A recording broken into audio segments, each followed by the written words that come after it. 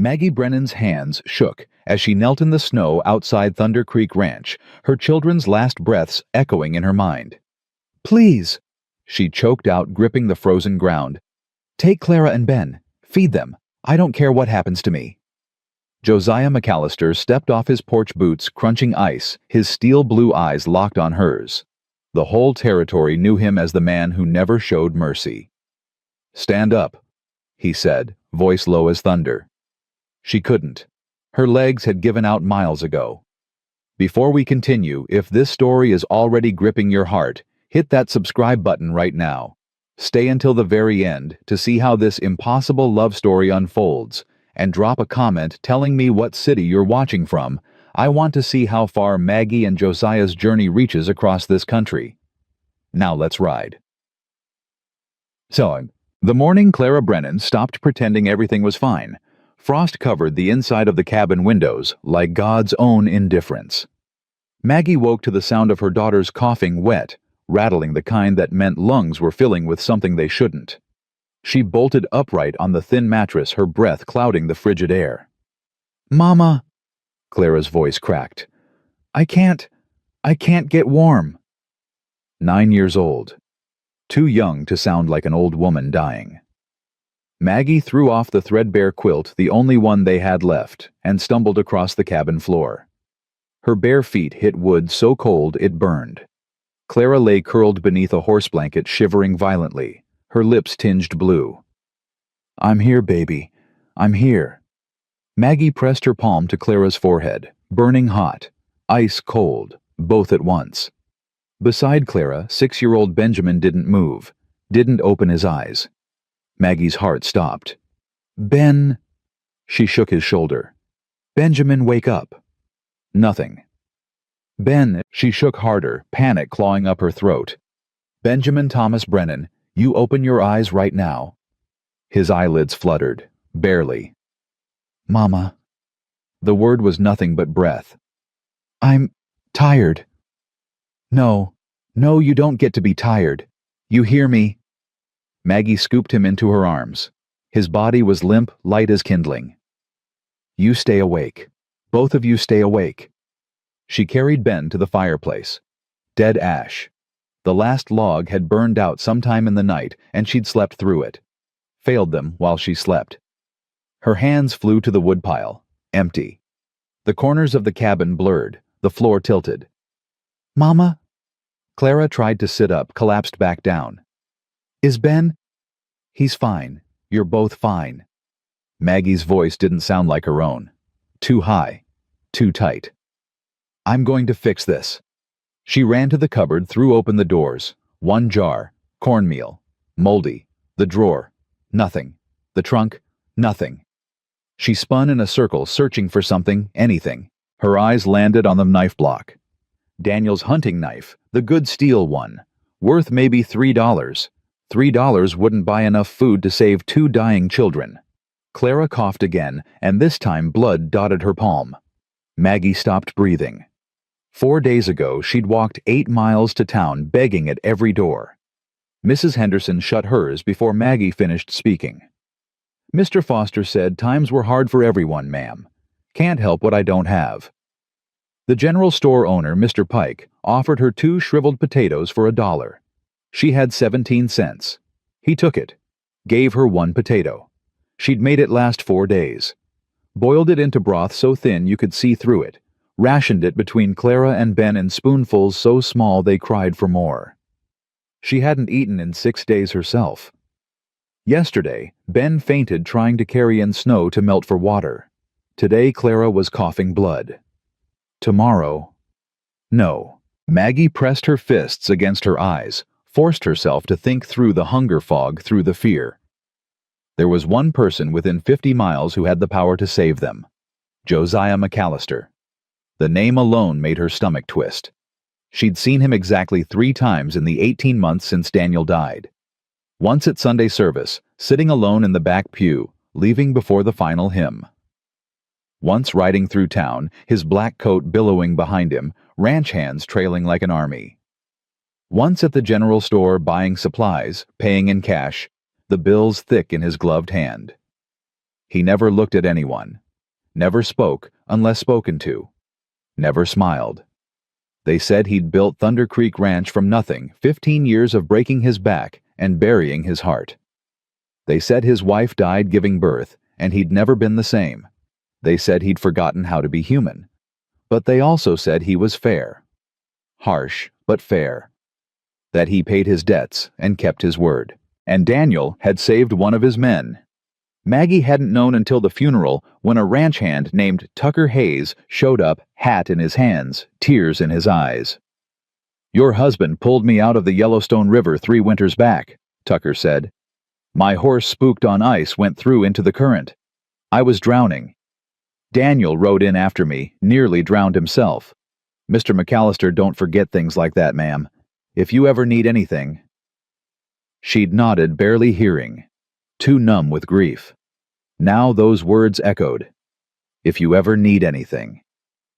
Thunder Creek Ranch was 12 miles north. Maggie looked down at her boots. The leather was cracked, held together with twine. Her dress hung off her shoulders 2 sizes too big now. Her hands shook constantly, whether from cold or hunger she couldn't tell anymore. 12 miles. In January. With a snowstorm building in the west. She looked at Clara, blood on her lips.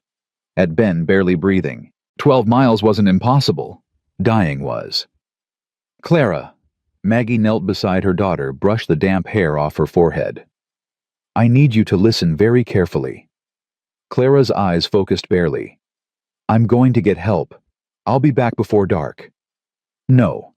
Clara grabbed her wrist fingers like bird bones. "Don't leave us. Mama, please." "Shh. Listen." Maggie gripped her daughter's hand. "You keep Ben warm. Put every blanket we have on him. Don't let him sleep too deep. Keep talking to him. Can you do that?" Clara's chin trembled. "What if you don't come back?" "I will." "Papa didn't." The words hit like a fist. Maggie closed her eyes, forced the grief down. Grief was a luxury. Grief could wait. "Your papa got thrown from a horse and hit his head," she said quietly. "I'm walking. I'll be careful. And I swear on my life, Clara Marie, I will come back for you." She kissed Clara's forehead, then Ben's. Ben didn't stir. Maggie stood before she could change her mind, wrapped her shawl around her shoulders, and walked out into the cold. The wind hit her like a slap. She gasped, pulling the shawl tighter, and started walking. North. Toward the mountains. Toward Thunder Creek. The sky was the color of old iron, heavy with snow that hadn't fallen yet. The land stretched flat and white in every direction, broken only by dead cottonwoods and fence posts half buried in drifts. Her boots crunched through the frozen crust. One step. Another. Another. Don't think about the distance. Don't think about the cold. Don't think about Clara's blood or Ben's stillness. Just walk. The first mile was numb determination. The second mile her toes went numb for real. Third mile she started talking to Daniel. "I'm going to McAllister," she said aloud, her breath fogging white. "I know you'd hate it, hate me begging, but I don't have a choice, Danny. I don't." The wind answered. "Tucker said he owes you. I'm going to collect." Her voice cracked. "I'm sorry I couldn't keep the homestead. Sorry I couldn't keep the crops alive, couldn't keep the cow alive, couldn't—" She stumbled on a hidden rut, went down, hard on one knee. Pain shot up her leg. She bit down on a cry, tasted blood where she'd bitten her tongue. "Get up." She pushed herself upright, kept walking. Fourth mile, the shawl wasn't enough. The cold soaked through her dress, through her skin, settled into her bones. Her fingers went stiff. Her face burned, and then went numb. Fifth mile, she started praying. "God, I know I haven't been to church since the funeral. I know I cursed you when Daniel died. But if you're listening, if you care at all, please let McAllister help. I'll do anything. Anything." Sixth mile, she stopped believing God was listening. Seventh mile, she saw the smoke. Thin gray lines rising against the darker gray sky, still miles away, but visible. Thunder Creek Ranch. Her heart lurched. She walked faster. 8th mile. The snow started. Big fat flakes at first, drifting lazy, then smaller, meaner, driving sideways into her face. 9th mile, she couldn't feel her feet anymore. 10th mile, she fell twice. 11th mile, she couldn't remember why she was walking. Couldn't remember names or faces, just the vague sense that someone needed her somewhere. Then the wind shifted and she smelled it. Wood smoke. Horses. Hay. She lifted her head. Buildings. Fences. A barn, red paint bright against the white. Thunder Creek Ranch. She'd made it. Her knees buckled. She caught herself on a fence post, clung to it, forced herself to stay upright. A man's voice cut through the wind. "Hey, someone's at the fence." Footsteps, boots thudding toward her. Ma'am, you all right?" She tried to answer. Her mouth wouldn't work. Strong hands gripped her shoulders. "Jesus, she's half frozen. Get Mr. McAllister, now." The world tilted. She was being lifted, carried. "Stay with me, ma'am. We got you." She blinked, snow melting on her eyelashes. Faces swam above her. Ranch hands, all broad shoulders and worried eyes. Then one face sharpened. Steel blue eyes. Hard jaw. A scar cutting through one eyebrow. Josiah McAllister. "Put her down," he said. The hands hesitated. "Sir, she's—" "I said put her down." They set her on her feet. She swayed, locked her knees.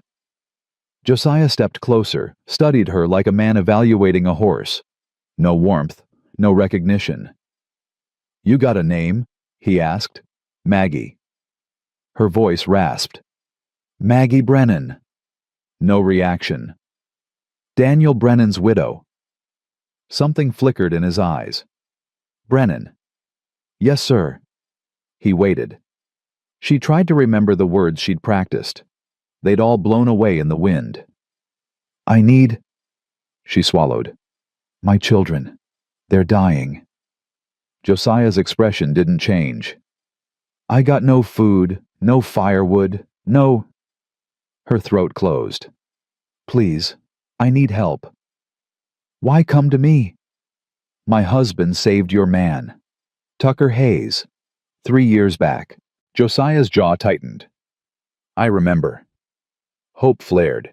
"Then you know I wouldn't ask if— What do you want?" The bluntness shocked her. "Food," she managed. "Just enough to—" "How many children?" "2.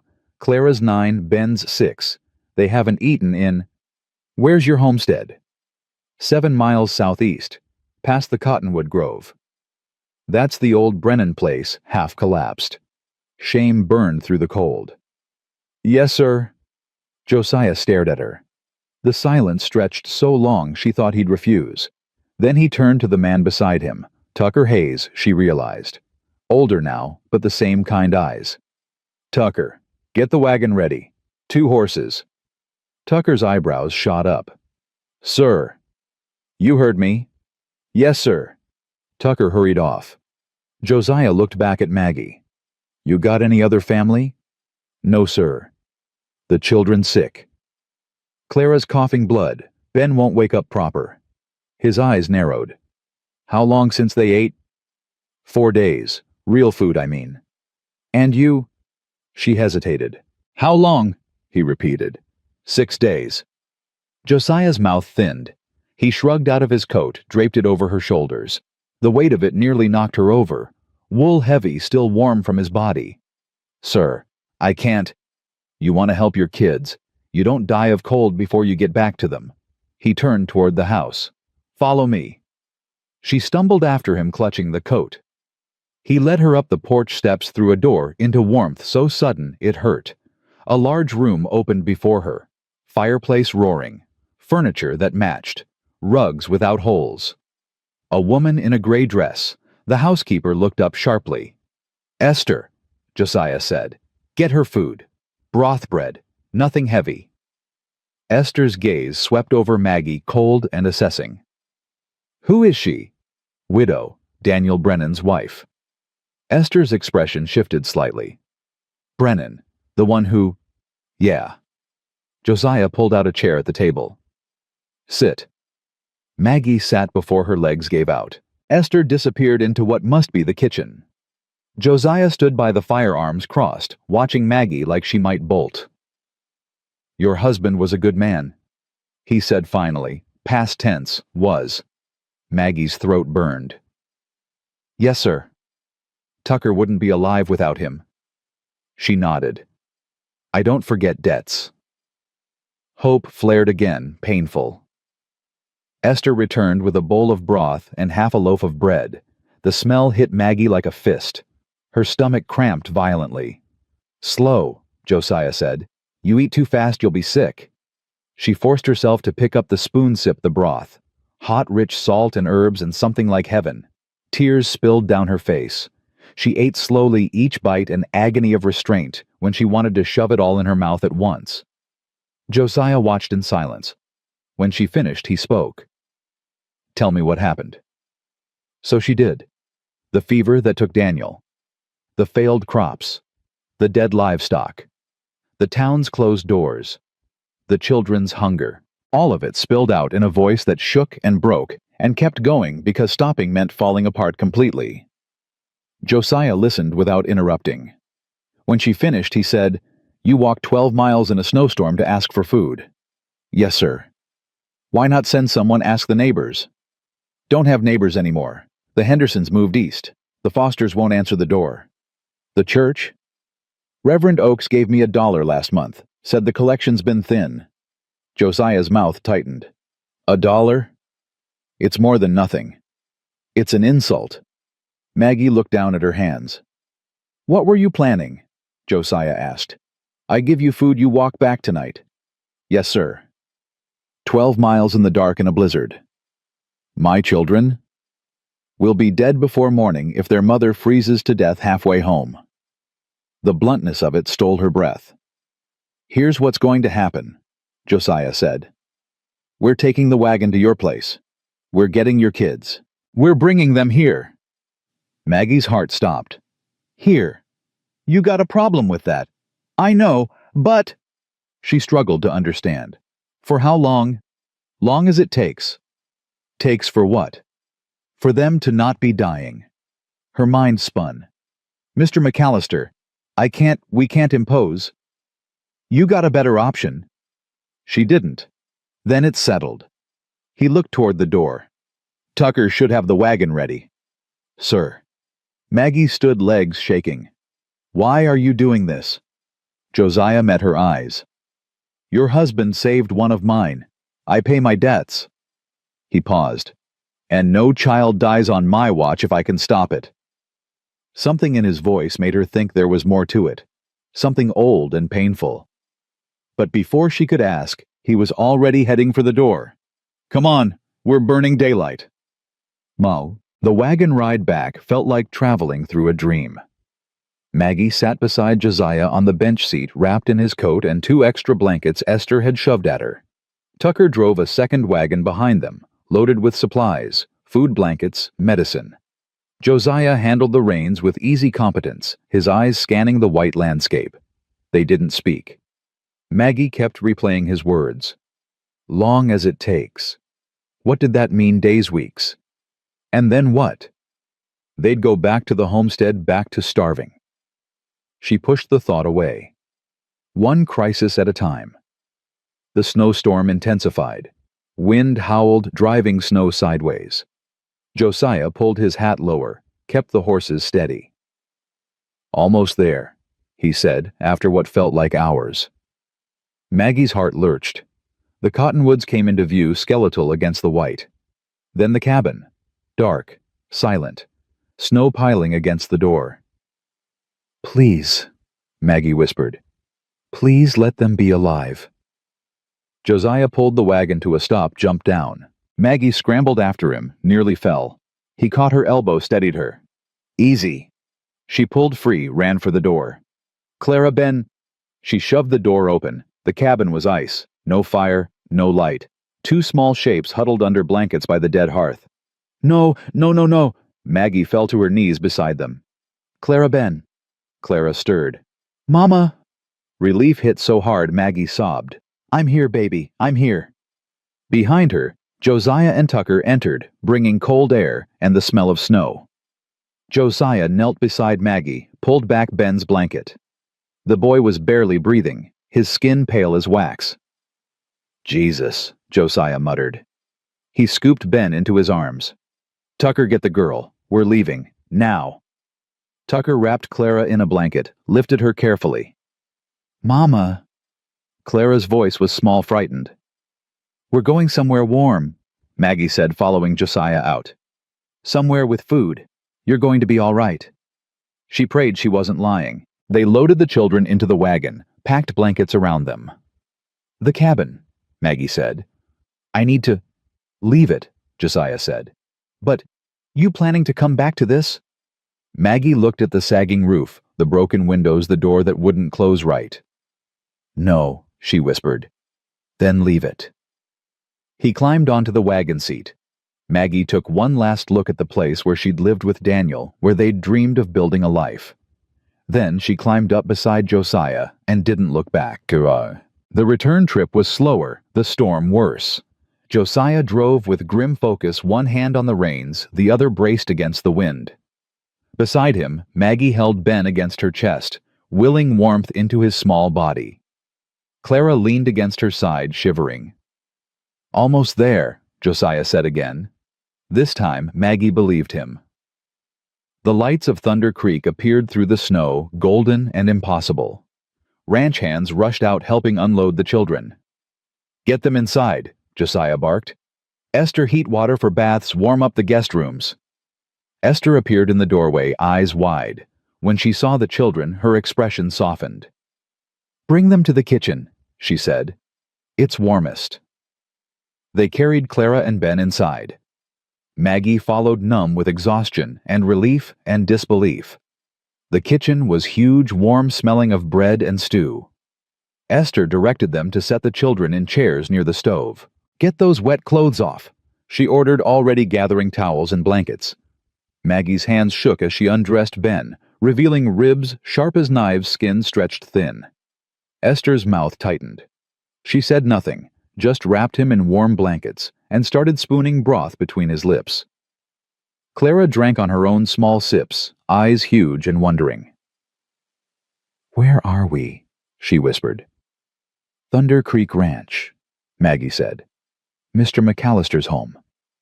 Clara looked at Josiah standing silent by the door. "Why?" "Good question." Josiah's gaze moved from Clara to Ben to Maggie. "Because you needed help," he said simply. "And your pa once helped me." Clara frowned, not understanding. Josiah turned to leave. "Mr. McAllister," Maggie said. He stopped.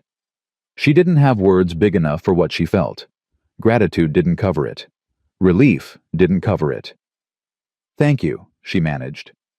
Josiah's expression didn't change. "Get some rest. We'll talk in the morning." He walked out, boots heavy on the floor. Esther handed Maggie a cup of broth. "Drink." Maggie drank. Around her, the kitchen bustled with activity. Ranch hands bringing in supplies. Esther heating more water. Clara and Ben slowly coming back to life under blankets and warmth and food. And for the first time in 18 months, Maggie Brennan let herself believe that maybe, just maybe, they'd survive after all. Maggie woke to sunlight. Real sunlight streaming through glass windows that weren't cracked, warming a room that didn't smell like rot and desperation. For 3 heartbeats, she didn't remember where she was. Then it all crashed back, the walk through the snow. Josiah's steel blue eyes, the warmth of this house wrapping around her children like a promise. She bolted upright. The bed beneath her was soft. Too soft. A real mattress with clean sheets and a quilt that didn't have holes. She was wearing a nightgown she didn't recognize, white cotton that smelled like lavender soap. Someone had undressed her, put her to bed. Heat flooded her face. She swung her legs over the side feet, touching a rug instead of frozen floorboards. Her clothes were gone. In their place, folded neatly on a chair, sat a dress. Not hers. Dark blue wool, simple but well made. The children. Panic spiked. She grabbed the dress, pulled it on. It fit loose in the waist, but the length was right and yanked open the door. A hallway stretched before her, polished wood floors gleaming. Doors on either side all closed. Downstairs, voices drifted up. A woman's low murmur. A child's laugh. Maggie's heart lurched. She knew that laugh. She flew down the stairs, nearly tripped on the hem of the borrowed dress, caught herself on the banister. The kitchen. She burst through the door. Ben sat at the table, a plate of eggs and toast in front of him, his mouth full, his eyes bright. Clara beside him, eating slower but steady color in her cheeks that hadn't been there yesterday. Esther stood at the stove flipping flapjacks. She glanced over, raised an eyebrow. "Well, you're alive." Maggie couldn't speak, just stared at her children, whole and eating and not dying. "Mama?" Ben scrambled off his chair, ran to her. She dropped to her knees, caught him, buried her face in his hair. He smelled like soap, like he'd been bathed, fed, cared for. "You slept forever," Ben said, pulling back to look at her. "Miss Esther made eggs. Real eggs, Mama, and there's butter." Tears burned Maggie's eyes. "That's wonderful, baby." Clara stood slower, came to her mother. "Are you all right?" Maggie pulled her close too, felt Clara's thin arms wrap around her neck. "I'm fine. Her voice broke. "You're both all right." "We're good," Clara said quietly. "Miss Esther gave us baths and new clothes and—" She hesitated. "Is this real, Mama? Or are we dreaming?" "It's real." "But why would Mr. McAllister?" "Because your father saved a man's life once," Maggie said.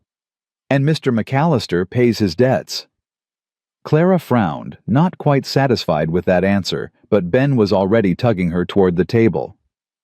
"Come eat, Mama. There's so much food." Esther pointed a spatula at an empty chair. "Sit. You need food more than they do." Maggie sat, and a plate appeared in front of her. Eggs, bacon, toast, jam. More food than she'd seen in months. Her hands shook as she picked up the fork. Esther watched her like a hawk. "Slow. You remember what Mr. McAllister said." Maggie ate slowly, each bite an exercise in control. Her stomach cramped, protesting the sudden richness, but she forced it down. "Where is Mr. McAllister?" she asked between bites. "Out with the hands. Winter feeding." Esther poured coffee into a thick mug, set it in front of Maggie. "He'll be back before noon."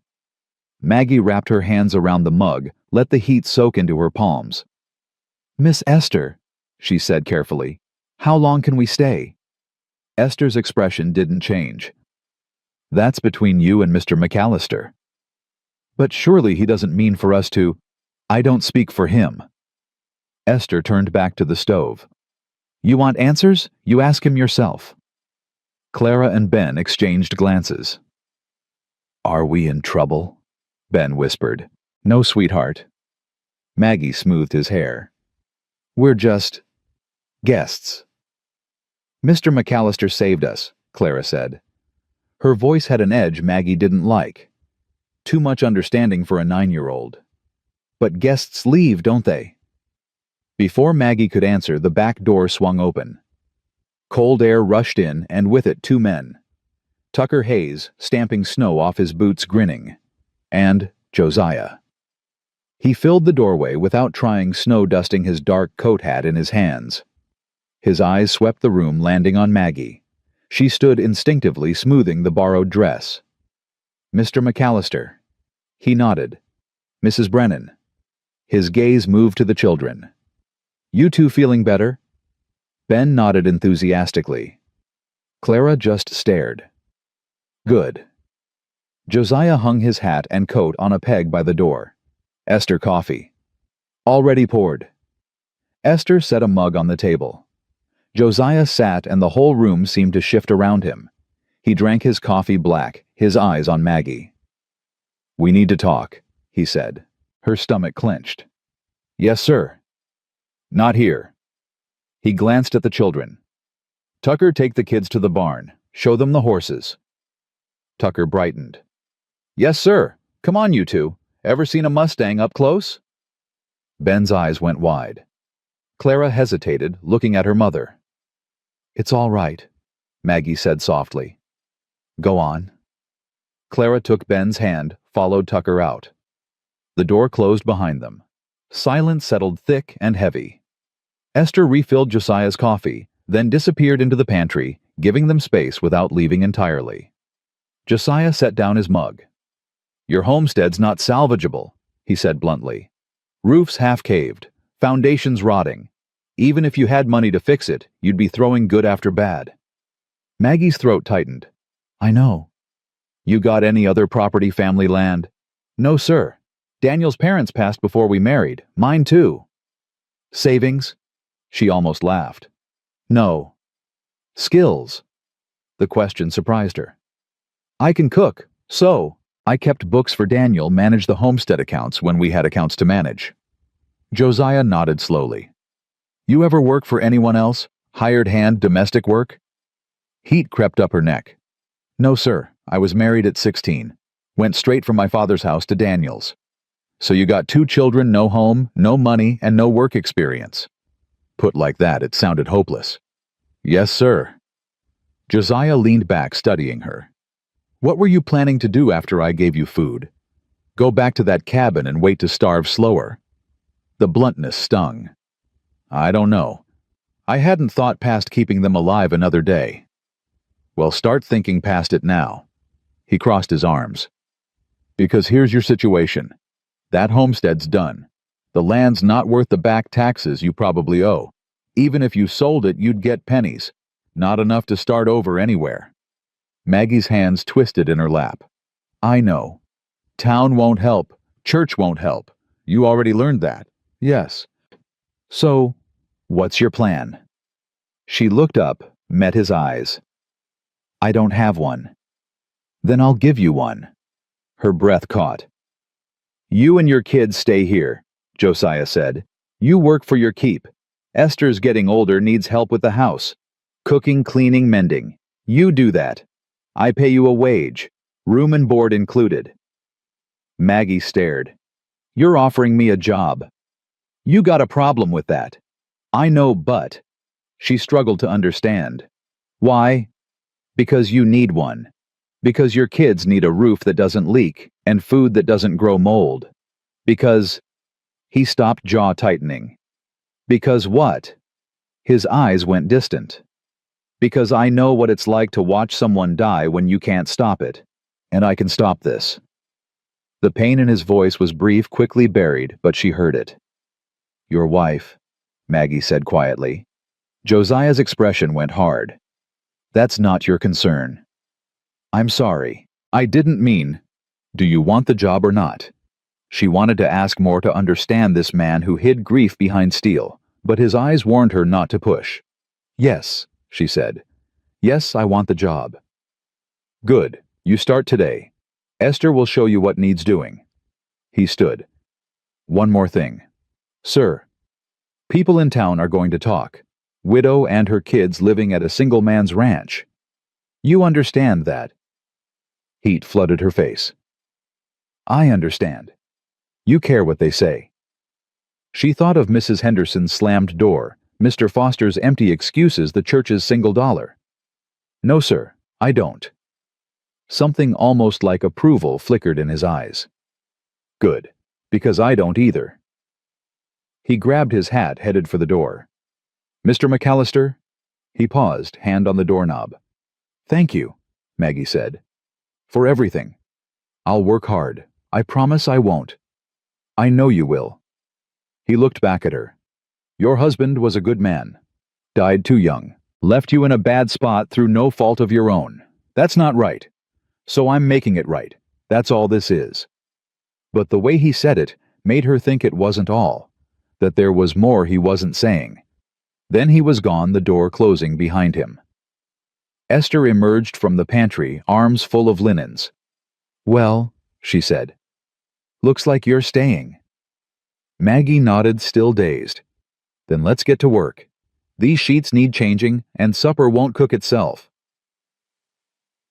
The first week passed in a blur of work. Maggie learned the rhythms of Thunder Creek Ranch the way the house woke before dawn with the sounds of men heading to the barns, horses nickering the stove being stoked to life. She learned where everything lived, the good china in the hutch, the mending basket by the parlor window, The root cellar stocked with enough food to feed an army. She learned Esther's ways. The older woman was exacting, sharp-tongued, but fair. She showed Maggie once how she wanted something done, then expected it done that way every time. "Mr. McAllister don't tolerate sloppy," Esther said, demonstrating how to fold sheets with hospital corners. "You do it right or you do it over." Maggie did it right. She scrubbed floors, beat rugs, kneaded bread dough until her arms ached.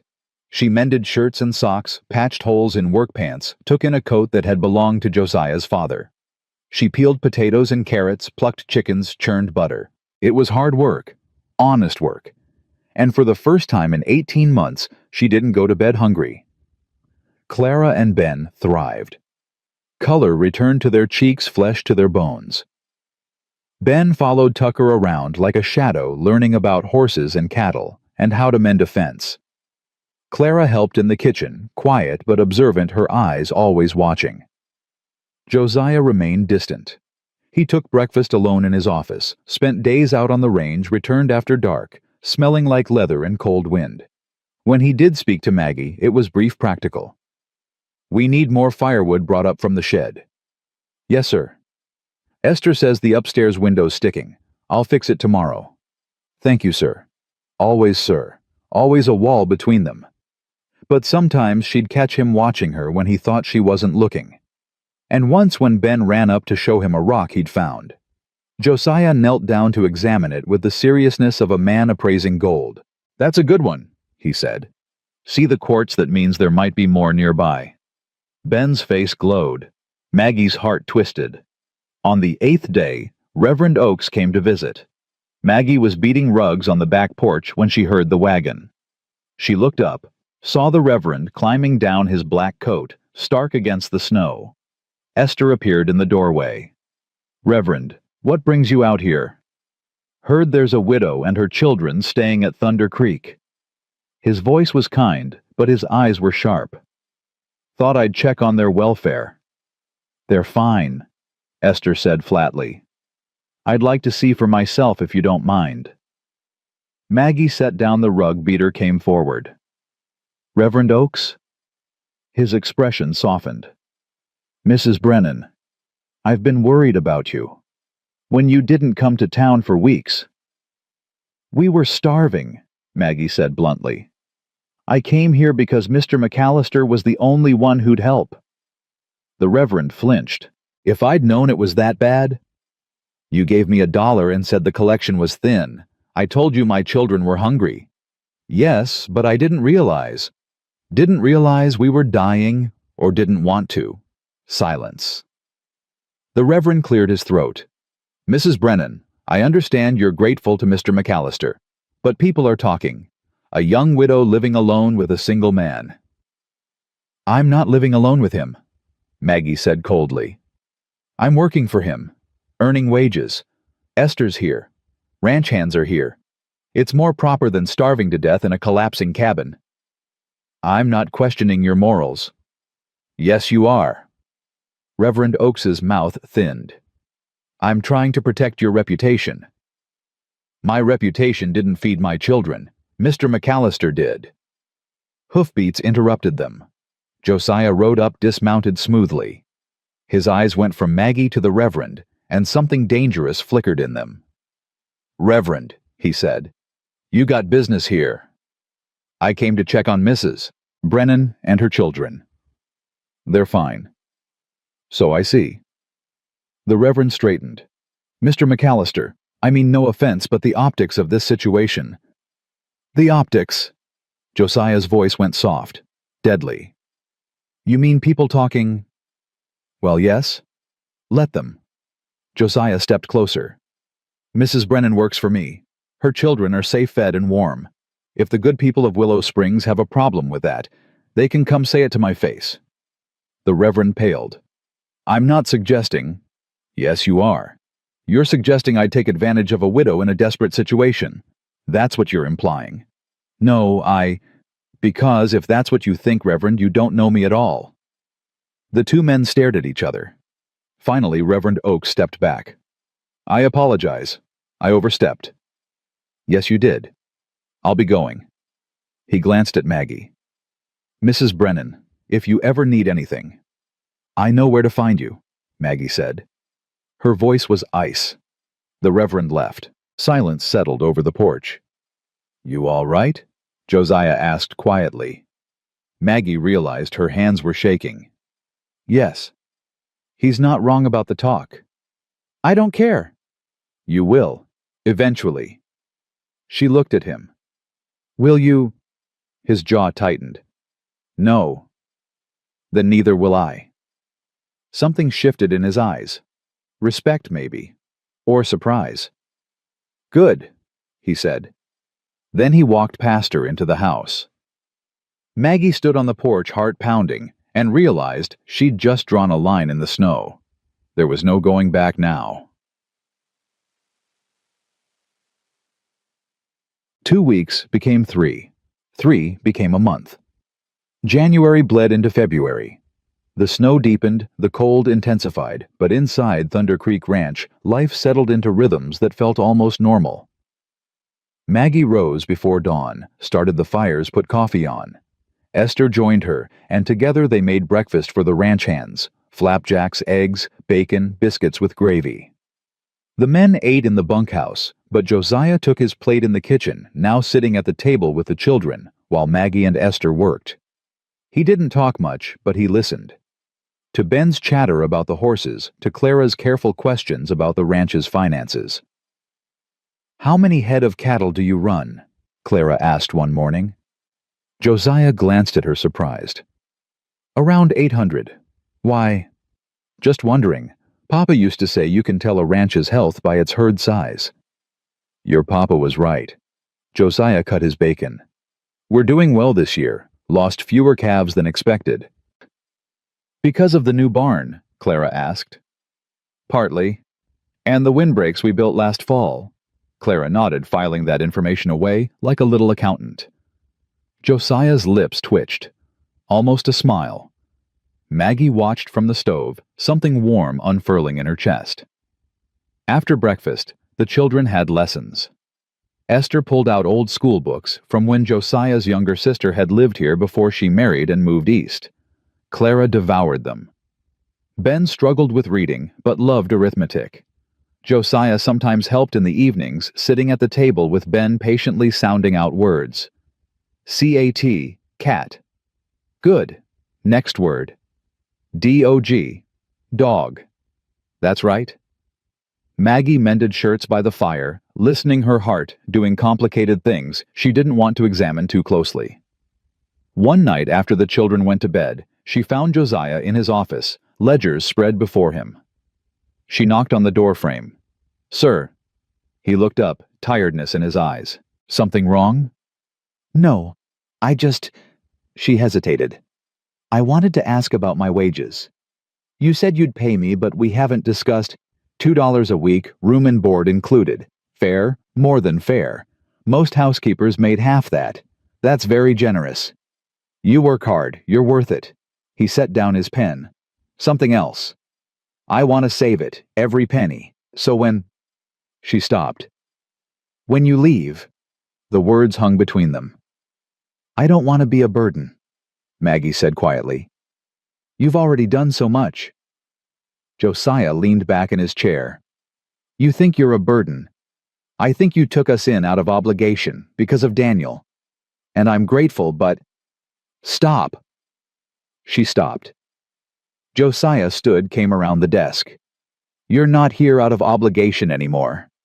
"Then why—" He was close enough now that she could see the gray threading his dark hair, the lines around his eyes, from years of squinting against the sun. "Because you belong here," he said simply. Her breath caught. "Your kids are happy. Clara's learning. Ben's gaining weight. You—" He paused. "You're good for this house. Good for Esther. Good for—" He didn't finish. Maggie's heart thundered. "Good for you." His eyes met hers, and for the first time she saw past the steel. Saw loneliness. Saw hunger for something he'd denied himself for years. "Yeah," he said quietly. "Good for me." Neither of them moved. Then footsteps sounded in the hall, and Esther's voice called, Mr. McAllister, one of the hands needs you in the barn. The moment shattered. Josiah stepped back, grabbed his coat. We'll talk more later. He left. Maggie stood in his office, touching her face, feeling heat there that had nothing to do with the fire. March came with a thaw. Snow began to melt, revealing dead grass and mud. The river broke free of ice with sounds like cannon fire. Calving season started, and Josiah spent long hours in the barns, helping bring new life into the world. Maggie brought him coffee at midnight, found him covered in blood and straw holding a newborn calf. This one's mother rejected him, Josiah said. Have to bottle feed. Maggie knelt beside him. The calf was tiny, wet, trembling. Will he make it? If he fights? She watched Josiah's hands, large and scarred, gentle the calf into a blanket. You're good at this, she said. Had a lot of practice. Your wife, did she help with calving? Josiah went still. For a long moment, she thought he wouldn't answer. Then, Sarah hated the blood, but she'd stay up with me anyway, keep me company, read to me while I worked. What did she read? Shakespeare. She loved the tragedies. His voice was distant. Said they made sense to her. The idea that loving someone could destroy you. Maggie's throat tightened. Did it destroy you? Josiah looked at her. Almost. But you survived. Surviving's not the same as living. No, Maggie agreed softly. It's not. They stayed there in the barn with the calf between them and years of grief heavy in the air. I think about Daniel every day, Maggie said. But the pain's different now. Less sharp. More like an ache. Does that feel like betrayal? Sometimes. She touched the calf's soft nose. Does it for you? Josiah was quiet for a long time. It did, he finally said. For years. Felt like moving on would mean forgetting her. Dishonoring what we had. And now, he looked at her, and the weight of his gaze made her shiver. Now I think Sarah would want me to be happy, even if it meant letting her go. The air between them charged with something unnamed. Josiah, Maggie whispered. His name, not his title. For the first time. He leaned closer. The barn door banged open. Boss? Tucker's voice urgent. Got a breech berth in the south pasture. Need you now. Josiah closed his eyes briefly, then stood. On my way. He left without looking back. Maggie stayed with the calf, her heart racing, and wondered what would have happened if Tucker hadn't interrupted. Wondered if she wanted to know. April brought Victor Slate. The neighboring rancher rode up one afternoon flanked by two of his men, his eyes cold and calculating. Maggie was hanging laundry when she saw them. Something about the way Slate looked at the house made her skin crawl. Josiah came out to meet them, his stance easy, but his hand close to the rifle on his saddle. Slate. McAllister. Slate's smile didn't reach his eyes. Heard you've taken in a widow. Charitable of you. What do you want? Just being neighborly. Thought I'd check on Mrs. Brennan myself. Make sure she's being treated proper. She's fine. I'd like to hear that from her. Slate's gaze found Maggie. Ma'am, you being treated well here? Maggie stepped forward, chin high. Mr. McAllister has been nothing but kind. Kind. Slate's smile widened. That what we're calling it? Josiah moved faster than Maggie had ever seen him move. One moment he was on his horse, the next he was dragging Slate down, slamming him against the fence. Say that again, Josiah growled. Slate's men reached for their guns. Tucker and 3 other ranch hands appeared from the barn rifles ready. I'd think real careful about your next move, Tucker said calmly. Slate's men froze. Slate laughed breathless. Easy, McAllister. Just making conversation. No, you're making accusations. About a woman who's done nothing but try to survive. Josiah's grip tightened. You got something to say about how I run my ranch, you say it. You want to insult Mrs. Brennan, you'll answer to me. All right, all right. Slate held up his hands. No offense meant. Josiah shoved him back. "Get off my land." Slate straightened his coat, still smiling. "Enjoy your charity work, McAllister. But don't be surprised when it costs you your reputation." He mounted his horse, rode off with his men. Silence settled. Josiah turned to Maggie. "You all right?" She was shaking. "Yes. He won't bother you again." "How do you know?" "Because I'll kill him if he does." He said it so matter-of-factly that she believed him. That night Clara came to Maggie's room. "Mama, are we causing trouble for Mr. McAllister?" Maggie set down her mending. "Why would you think that? I heard what that man said, about us being here." "Clara, maybe we should leave, before we make things worse." Maggie pulled her daughter close. "Mr. McAllister wants us here, and we're staying as long as he'll have us." "But what if people keep talking? Then they talk." Maggie smoothed Clara's hair. "Baby, I spent 18 months caring what people thought. It didn't keep you fed. It didn't keep us warm. Mr. McAllister did. So let them talk." Clara was quiet for a moment. Then, "Do you love him, Mama?" The question stole Maggie's breath. That's not. Because he looks at you the way Papa used to. And you look at him the same way." Maggie's heart hammered. "It's complicated." Grown-ups always say that when the answer is yes. From the mouths of babes. Maggie kissed Clara's forehead. "Get some sleep." After Clara left, Maggie stood at her window looking out at the ranch bathed in moonlight. Down in the yard, Josiah stood alone smoking a cigarette, his face turned toward her window. Their eyes met across the distance. Neither looked away, and Maggie knew with certainty that terrified and thrilled her that Clara was right. This was complicated, and the answer was yes. The next morning, Josiah didn't come to breakfast. Maggie tried not to notice the empty chair, tried not to feel the weight of his absence like a stone in her chest. She served Ben and Clara their eggs-poured coffee for Esther, kept her hands busy, so her mind wouldn't wander to that moment at the window, to the way he'd looked at her in the moonlight. "Mr. McAllister left before dawn," Esther said, not looking up from her biscuits. "Took Tucker and headed north. Won't be back till tomorrow." "Oh," Maggie's voice came out too casual. "Ranch business. Always is." Esther's eyes flickered to her sharp and knowing. "Man works himself half to death to avoid thinking too much." "I don't know what you mean." "Sure you don't." Esther dumped flour into a bowl. "You're both fools, you know that." Maggie's cheeks burned. "Esther. Don't Esther me. I got eyes. I see how he looks at you when you're not watching. How you look at him when he's not watching. Like two people drowning who won't reach for each other because they're afraid of pulling the other one under." "It's not like that." "Then what's it like?" Maggie set down the coffee pot, gripped the counter. "He's my employer. I work for him. That's all." "That all it is?" "That's all it can be." Esther snorted. "Because of what people will say, people already talking, girl. Might as well give them something real to talk about." "I can't." Maggie's voice cracked. "Daniel's only been gone 18 months, and Josiah, he's still grieving his wife. We're broken people trying to survive. That's not love. That's desperation." "You think love can't grow from desperation?" Esther's hand stilled in the flour.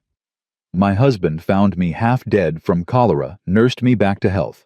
I married him 3 months later, had 42 years together before the pneumonia took him. Don't you tell me desperation can't turn into love." Maggie's throat tightened. "I'm scared." "Of what?" "Of dishonoring Daniel's memory. Of making a mistake. Of—" She stopped. "Of being happy?" Esther asked quietly. The words hit like a fist. Maggie had been surviving for so long she'd forgotten what happiness even felt like.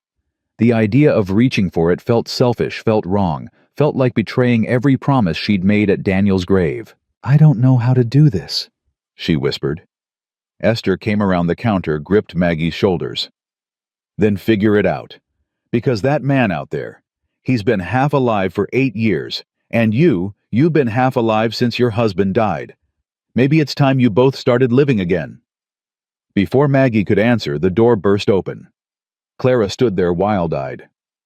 "Mama, Ben's gone!" Everything else vanished. "What do you mean gone?" "He was in the barn with me helping with the calf, and then I turned around and he wasn't there. I looked everywhere, Mama. I can't find him." Maggie was already moving, grabbing her shawl, running for the door. The barn was empty except for the calf in its pen, bleeding softly. Maggie spun in a circle, heart hammering. "Ben Benjamin." Nothing. She ran outside, Clara beside her. "When did you see him last?" "Maybe 10 minutes ago. He said he wanted to show the calf to the horses in the south pasture." The south pasture, a quarter-mile away past the creek. The creek that was running high and fast with snowmelt. Maggie's blood went cold. "Get the ranch hands," she told Clara. "Now." Clara ran. Maggie bolted toward the south pasture, her skirts tangling around her legs, her breath coming in gasps.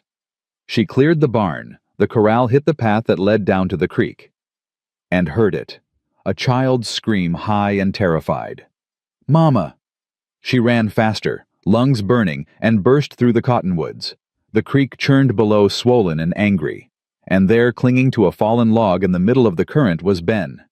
"Hold on!" Maggie screamed. "Baby, hold on!" "Mama, I'm slipping!" The log shifted. Ben's fingers scrabbled at the bark. Maggie didn't think. She kicked off her boots, waded into the water. The cold hit like knives. The current grabbed her, tried to pull her under. She fought it, pushing toward Ben, the water rising to her waist, her chest. "I'm coming, Ben. Don't let go." Behind her, voices shouted, ranch hands running toward the creek, but they were too far. She was closer. The current slammed into her, knocked her off her feet. Water closed over her head. She surfaced, gasping, reached for the log. Her fingers found wood. She pulled herself up, got her arm around Ben. "I got you! I got you!" "Mama, I'm scared." The log broke free. They went under. Water filled Maggie's mouth, her nose, her lungs. She kicked, pulled Ben against her chest, fought for the surface. Her head broke through. She gasped air, saw the bank too far, moving too fast. Rocks ahead, jagged and deadly. She twisted her body, took the impact on her shoulder. Pain exploded. She held Ben tighter, kept his head above water. "Breathe, baby, breathe." Something hit her from behind. Arms strong and sure wrapped around both of them. Tucker's voice in her ear. "I got you, ma'am. Don't fight me." Another set of hands grabbed Ben, pulled him toward the shore. Maggie's strength gave out. She went limp. Let Tucker drag her through the current. Felt rocks scrape her legs, her arms. Then solid ground. Hands lifting her. Voices everywhere. She rolled onto her side, vomited creek water, coughed until her ribs screamed. "Ben!" she choked out. "Where's—" "Here, Mama." His small voice terrified but alive. She crawled to him, pulled him into her arms, felt his heart hammering against hers. "You're all right. You're all right." "I'm sorry, Mama. I just wanted to see the horses and I slipped and—" "Shh. It's okay. You're safe." Tucker knelt beside them, breathing hard. "Ma'am, you damn near killed yourself." "He's my son." Her voice shook. "I'd do it again." "I know you would." Tucker's eyes were bright with something between respect and fear. "But next time, wait for help. Mr. McAllister would have had my hide if anything happened to you." The mention of Josiah made her chest tighten. "Don't tell him," she said. Tucker stared. "Ma'am, with respect, that's impossible. Half the hands saw what happened. Word's going to reach him before he's 5 miles back." Maggie closed her eyes. Of course it would. They helped her back to the house, Ben wrapped in blankets, Maggie dripping and shaking. Esther took one look at them and started barking orders. "Hot water, now! And send someone to find Mr. McAllister. Tell him there's been an accident, but everyone's alive." "No," Maggie said. "He's got business. He'll want to know." Esther's voice was iron. And if you think otherwise, you don't know that man at all. They stripped Ben, wrapped him in blankets, gave him hot tea with honey. His teeth chattered, but he was whole. No broken bones. No water in his lungs. Maggie sat by the fire wrapped in one of Josiah's old coats that Esther had shoved at her and tried to stop shaking. Clara curled against her side. "I'm sorry, Mama. I should have watched him better." "This isn't your fault, baby." "But if I'd been paying attention. Ben's 6. 6-year-olds wander. It happens." Maggie kissed the top of her head. "No one's to blame. Except maybe her for not watching close enough, for being distracted thinking about Josiah instead of keeping her children safe." The guilt sat heavy. Hours passed. The sun dipped toward the western mountains. Ben fell asleep in Esther's rocking chair, exhausted from fear and cold. Maggie couldn't sleep, couldn't eat, just sat by the window waiting. Full dark had fallen when hoofbeats thundered into the yard. She stood hard in her throat. The door slammed open. Josiah filled the doorway chest, heaving eyes wild. His gaze swept the room, landed on Ben, sleeping, then on Maggie. "You're alive." "I'm fine." He crossed the room in 3 strides, gripped her shoulders. "Tucker said you went into the creek, said you nearly drowned." "Ben was drowning. I had to. You could have died." His hands tightened. "You could have died, Maggie." Her name. Not Mrs. Brennan. Maggie. "But I didn't." "You went into a flooded creek in April. The current, the rocks." His voice broke. "Do you have any idea what could have happened?" "I saved my son." "You almost killed yourself doing it." "What was I supposed to do? Stand there and watch him drown? You were supposed to wait for help." He was shaking now, his control shattering. "You were supposed to—" He stopped, pulled her against his chest. Maggie froze, shocked by the embrace, by the way his arms wrapped around her like he was trying to keep her from disappearing. "Don't ever do that again," he said into her hair. "Don't ever scare me like that again." Her heart thundered against his. "Josiah." "I rode 15 miles in 2 hours because I thought—" He pulled back just enough to look at her, and the naked fear in his eyes stole her breath. "I thought I'd lost you." "You barely know me." "I know enough. We can't." "Why not?" "Because Daniel had only been dead 18 months. Because Josiah's wife had been dead 8 years, and he'd never moved on. Because people would talk and judge and condemn. Because she was terrified of wanting something this much." "Because I'm not ready," she whispered. Something in his eyes dimmed. He stepped back, releasing her. "All right. Josiah." "No. You're right." His voice went flat, controlled again. "I overstepped. It won't happen again." He turned toward the door. "Wait." The word burst out before she could stop it. "That's not what I meant." He stopped but didn't turn around. Maggie's hands twisted in the coat. I need time. To figure out what this is, what I'm feeling. I can't—" Her voice cracked. "I buried my husband 18 months ago. And you loved your wife. Still love her, maybe. And I don't know if what we're feeling is real, or if we're just 2 lonely people trying to fill a void." "You think that's what this is?" He turned, and the look in his eyes was scorching. "A void I'm trying to fill. I don't know what this is." "Then let me tell you." He moved closer, and she had to tilt her head back to hold his gaze.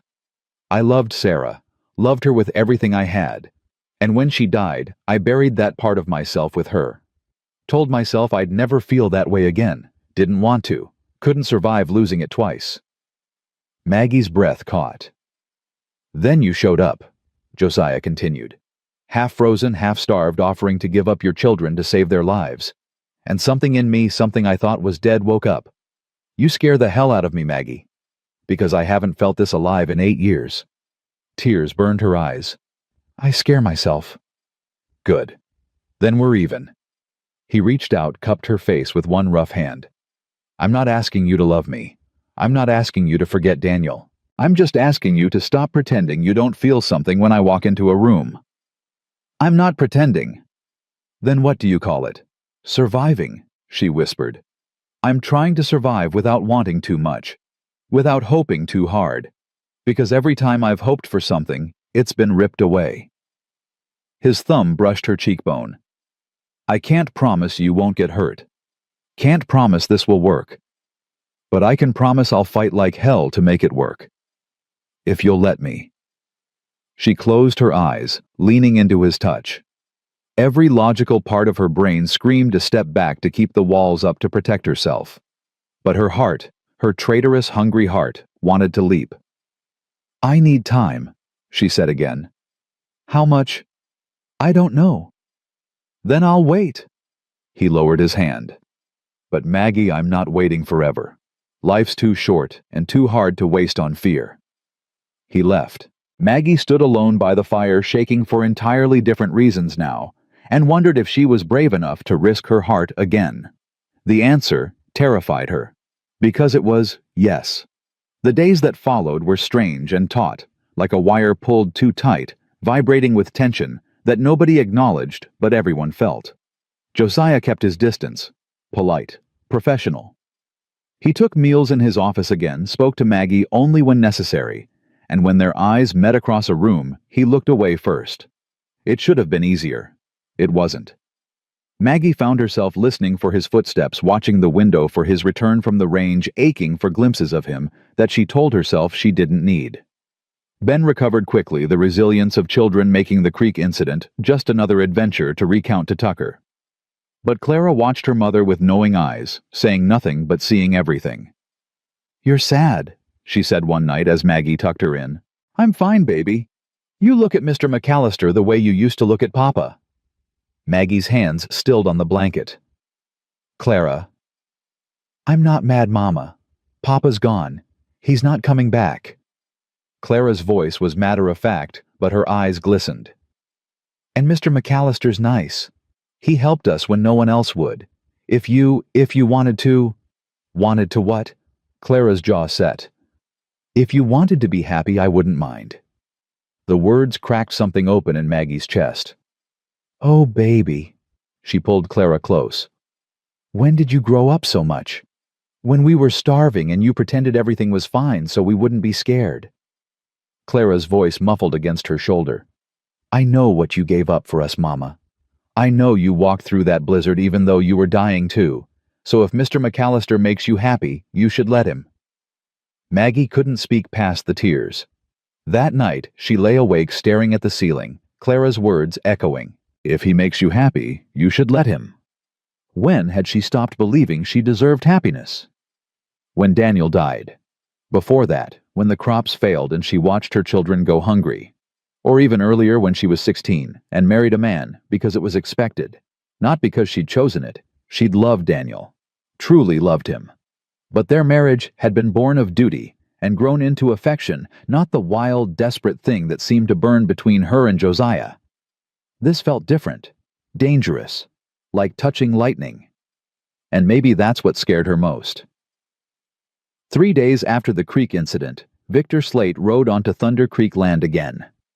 Maggie was in the garden pulling early weeds when she heard the horses. She straightened, shading her eyes against the sun. Slate and 4 of his men, all armed. Ice slid down her spine. She started toward the house, but Slate spurred his horse, cutting her off. Mrs. Brennan, heard about your little accident at the creek. She said nothing, looking past him toward the barn. Where were the ranch hands? Must have been terrifying. Slate continued, his smile cold. Helpless widow, drowning child. Good thing McAllister's men were there to save you. What do you want, Mr. Slate? Just checking on your welfare, making sure McAllister's taking proper care of you. He is. Now if you'll excuse me. Slate's horse sidestepped, blocking her path again. You know, Mrs. Brennan, there's talk in town. About you and McAllister. About what a widow's really doing living at a single man's ranch. Heat flooded her face. That's none of your concern. Oh, but it is. See, I got a proposition for you. I'm not interested. You haven't heard it yet. Slate leaned down from his saddle. You come work for me instead. Proper job, proper wages. Separate housing for you and your children. All very respectable.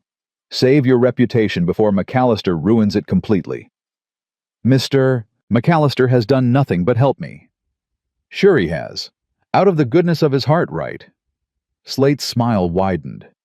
You're not that naive, Mrs. Brennan. Men don't take in pretty widows for charity. They do it because they want something. Fury burned through her fear. You're disgusting. I'm honest, and my offer stands. Work for me, and I'll make sure no one questions your virtue. Get off this land. Or what you'll tell McAllister. Slate laughed. He's not even here. Saw him riding north this morning. Won't be back till dark. Behind Slate, his men shifted hands drifting toward their guns. Maggie's heart hammered. She was alone. Esther was in town buying supplies. The children were inside. The nearest ranch hand was a rifle cocked. Everyone froze. Step away from her. Tucker stood 20 feet away, rifle leveled at Slate's chest.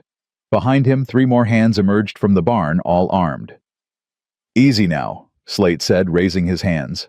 Just having a conversation. Conversation's over. Tucker's voice was deadly calm. You got 3 seconds to get off this property before I put a bullet in you. McAllister's not here to protect you, Hayes. Don't need him. 1. Slate's jaw tightened. 2. This ain't finished. 3. Slate yanked his reins, wheeled his horse around. Let's go. He rode off, his men following. Tucker kept the rifle raised until they disappeared over the ridge. Then he lowered it, turned to Maggie. You all right, ma'am? She realized she was shaking. Yes, thank you. What did he want? To make trouble. Her voice steadied. Tucker, where were you, I thought? We saw them coming. Boss's orders are to never leave you alone if Slate shows up, so we stayed close out of sight waiting to see what he'd do. Tucker's eyes were hard. He made his move. Now we know. Know what? That he's not just talk. He's planning something. Fear spiked. Should we tell Josiah? Already sent a rider. He'll be back within the hour. Maggie nodded, tried to slow her racing heart. Tucker hesitated. Ma'am, if you don't mind me saying, Slate's right about one thing. You being here, it's causing talk. And talk can turn into action. Might be safer if I left. She lifted her chin. Is that what you think I should do? No, ma'am, I think you should stay. But I also think you and the boss need to figure out what this is before someone gets hurt. What this is? Tucker gave her a look. Ma'am, I ain't blind. Neither is anyone else on this ranch. We see how he looks at you, how you look at him, and we're fine with it. Boss deserves to be happy. But you gotta make it official, or men like Slate are gonna keep circling. Make it official. The words hung in the air. It's complicated, Maggie said weakly. It always is. Tucker tipped his hat. But complicated's better than regret. He walked away, leaving Maggie standing in the garden, her mind spinning. Josiah returned as the sun touched the mountains, riding hard, his face like thunder. He dismounted before his horse fully stopped, strode straight to Maggie. What happened? She told him. Everything. Slate's proposition, his veiled threats, the way his men had been armed and ready. Josiah's jaw worked. He touched you.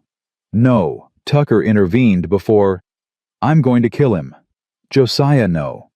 He threatened you on my land, in my garden, while I was gone. His voice was low, lethal. That's a line you don't cross. Violence will just make things worse. Things are already worse. He gripped her arms. Don't you see? He's not going to stop. Not until... He stopped, jaw-clenching. Until what? Maggie whispered. Josiah's eyes burned into hers. Until you're protected. Really protected. In a way that makes it clear you're not available. Her breath caught. What are you saying? You know what I'm saying. Marriage. He was talking about marriage. The word hung unspoken between them. We barely know each other, Maggie said, but her voice shook. I know you'd die for your children. I know you're strong enough to walk through a blizzard and stubborn enough to wade into a flooding creek. I know you make the best biscuits I've ever tasted, and you hum when you think no one's listening." His hands tightened. "I know when you really smile, it feels like the sun coming out after a long winter. What else do I need to know?" Tears blurred her vision. "This is crazy." "Probably. People will say we're only doing it for convenience, for protection. Let them." "Josiah, marry me." The words were raw, unpolished. "Not because of Slate, not because you need protecting. Marry me because when I thought you might have drowned, I realized I can't go back to half living. Marry me because I want to wake up every morning knowing you're here. Marry me because—" His voice broke. "Because I'm falling in love with you," he finished quietly. "And I don't want to stop." The world tilted. Maggie stared at him, this man who'd saved her life, who'd given her children a home, who looked at her like she was something precious instead of broken. And she realized Clara was right. Esther was right. Tucker was right. She deserved to be happy, even if it terrified her. "Ask me again," she whispered. Hope flared in his eyes. "What?" "Ask me again, properly." Josiah dropped to one knee in the dirt, still holding her hand. "Maggie Brennan, will you marry me?" She looked down at him, this strong, wounded man who'd learned to hope again because of her. And she let herself fall. "Yes." The word hung in the air between them, like a promise and a prayer. Josiah stood slowly, his eyes never leaving hers, and Maggie saw something in them she hadn't seen before, pure, unguarded joy. "Say it again," he said, voice rough. "Yes, I'll marry you." He pulled her into his arms, and this time she didn't hesitate. She wrapped her arms around his neck and held on, feeling his heart thunder against hers, feeling 8 years of loneliness and 18 months of grief crack open to let something new grow through. When he finally pulled back, his hands framed her face. "I won't let you regret this." "I already don't." He kissed her then, soft and careful, like she was something that might break. But Maggie had been broken before and survived it. She kissed him back, pouring everything she couldn't say into it. Hope and fear and desperate, fragile trust. When they broke apart, both breathing hard, Josiah rested his forehead against hers. "How soon?" he asked. "How soon? What? How soon can we get married, because I don't want to give you time to change your mind." She laughed, the sound startling her. When was the last time she'd laughed, "I'm not going to change my mind"? "Good. Because I'm riding to town tomorrow and talking to Reverend Oakes." The mention of the Reverend sobered her. "He's not going to be happy about this." "Don't care. The town will talk." "Let them." Josiah's jaw set. "I've spent 8 years living for other people's opinions, for what's proper and expected and safe. I'm done with that." "Josiah, you want to wait, want a long engagement so people don't think we're rushing." Did she? Part of her, the part that still heard her mother's voice about propriety and reputation, said yes. But the larger part, the part that had walked through a blizzard and waded into a flooding creek, that had learned survival meant taking chances, said no. "I don't want to wait," she said. "But the children, Clara and Ben, they should be part of this decision." "You're right." He took her hand. "Let's talk to them." They found Clara and Ben in the kitchen with Esther, who took one look at their joined hands and faces and smiled. "Well, about damn time." "Esther," Maggie said, heat flooding her cheeks. "Don't Esther me. I got eyes." The older woman wiped her hands on her apron. "You two finally figure out what the rest of us knew months ago." "We're getting married," Josiah said simply. Ben's head snapped up. "Really? If it's all right with you and your sister." Clara stood slowly, her face unreadable. For a long moment she just looked at Josiah, and Maggie's heart clenched with fear that her daughter would object, would see this as a betrayal of Daniel's memory. Then Clara walked over and stood in front of Josiah. "You'll be good to her?" she asked. "To all of us?" "Yes." "You promise?" "I promise." Clara studied him a moment longer, then nodded. Okay. Relief flooded Maggie. Ben launched himself at Josiah, wrapping his arms around his waist. Does this mean you'll be our papa? Josiah's hand came up to rest on Ben's head, and Maggie saw his throat work. If you want me to be. I want you to be. Ben looked up, eyes bright. Can I call you Papa? Josiah's eyes went shiny. He knelt down to Ben's level. I'd be honored. What about you? Maggie asked Clara softly. How do you feel about this? Clara's jaw trembled. Papa's gone. He's not coming back. And I miss him. I'll always miss him. But... She looked at Josiah. You saved us. You gave us a home when we had nothing. And you make Mama smile again. So yeah, I'm okay with it. Josiah held out his arm and Clara went to him. He pulled both children close, one arm around each, and looked at Maggie over their heads. This was her family now. Broken pieces fitted together into something new. When's the wedding? Esther asked. Soon as Reverend Oakes will do it, Josiah said. He's going to have opinions. He can keep them to himself. Esther laughed. This is going to be interesting. The next morning, Josiah rode to town with Tucker. Maggie stayed behind, nerves eating at her stomach despite her certainty. What if the Reverend refused? What if the whole town rose up in scandal? What if Josiah changed his mind when faced with everyone's disapproval? Stop pacing, Esther said from her chair by the fire. You're making me dizzy. I can't help it. He'll be back, and when he is, he'll have a wedding date. You sound very sure. Because I know Josiah McAllister. That man don't make promises he can't keep, and he promised to marry you, so he will. Maggie tried to take comfort in that. Tried to focus on the mending in her lap, but her hands shook too much to thread the needle. Hours crawled by. Then hoofbeats. Maggie ran to the window, saw Josiah and Tucker riding in. Josiah's face was stone. Her heart sank. He'd changed his mind. The Reverend had talked him out of it. The whole town had. Josiah came through the door, saw her face, and crossed the room in 3 strides. Saturday, he said. She blinked. What? We're getting married Saturday, 3 days from now. The Reverend agreed. After some persuading. Josiah's mouth tightened. He had concerns about the speed, about appearances, about proper mourning periods. I told him he could either marry us or we'd ride to the next county and find someone who would. Josiah. I also told him that if he had questions about your character or mine, he could ask them to my face instead of hiding behind scripture. His eyes blazed. He chose to marry us. Tucker appeared in the doorway grinning. Boss also made a sizable donation to the church roof fund. That might have helped change the Reverend's mind. You bribed him? Maggie asked, caught between shock and laughter. I made a charitable donation, Josiah corrected. The timing was coincidental. Uh-huh. Esther's voice was dry.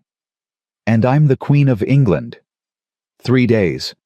Maggie repeated, the reality hitting her. That's so soon. Too soon. Josiah's hand found hers. We can wait if you need... No.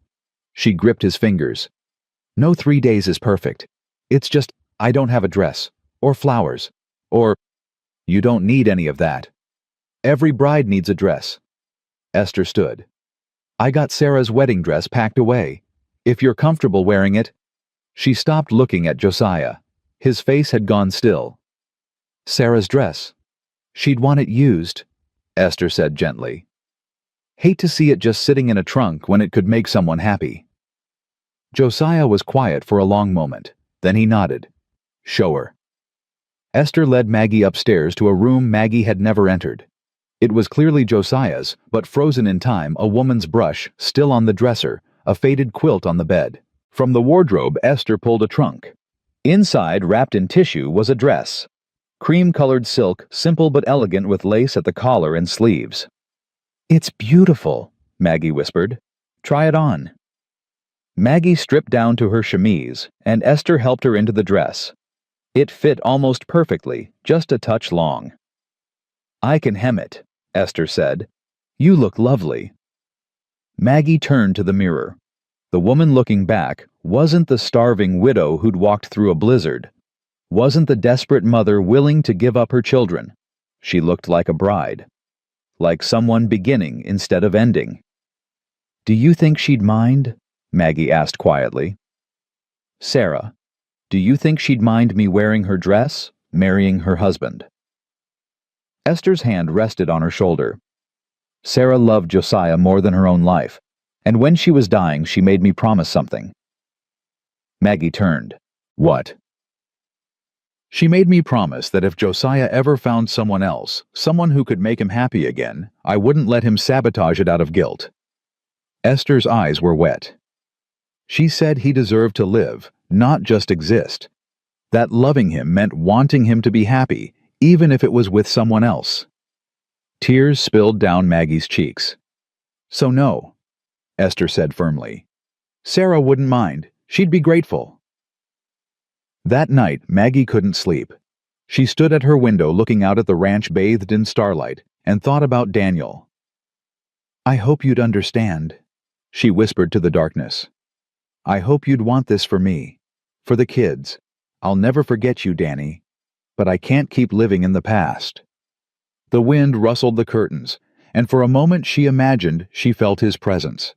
Not angry or hurt, just peaceful, letting go. "Thank you," she whispered, "for giving me Clara and Ben, for the good years we had, for saving Tucker so that Josiah would feel indebted and take us in. Maybe you're still watching out for us, even now." The next morning, word spread through town like wildfire. Josiah McAllister was marrying the widow Brennan. Saturday, at the church. The town erupted. Mrs. Henderson told anyone who'd listen that it was scandalous the widow barely in mourning. Clearly, she'd been angling for this all along. Mr. Foster said it was McAllister's business, but mighty quick, wasn't it? The general store owner took bets on whether the marriage would last a year. And Victor Slate heard the news and smiled. Friday afternoon, the day before the wedding, Maggie was in the garden when a wagon rolled up. Not Slate this time. A woman climbed down, middle-aged and stern-faced, wearing Sunday clothes on a Friday. "Mrs. Brennan." "Yes. I'm Dorothy Slate, Victor's wife." Ice slid through Maggie's veins. "I don't want any trouble, Mrs. Slate." "Neither do I. That's why I'm here." Dorothy looked around as if checking for listeners. "My husband is planning something, tomorrow, at your wedding." Maggie's blood ran cold. "What kind of something?" "I don't know exactly, but I heard him talking to his men. Something about making a scene, proving that McAllister's marriage is a sham. She hesitated. "He's obsessed with bringing Josiah down. Has been for years, ever since McAllister outbid him on a land deal." "Why are you telling me this?" Dorothy's eyes were sad. "Because I know what it's like to love a hard man, to make a life with someone who's difficult and closed off. And I know what it's like when that man finally finds happiness again."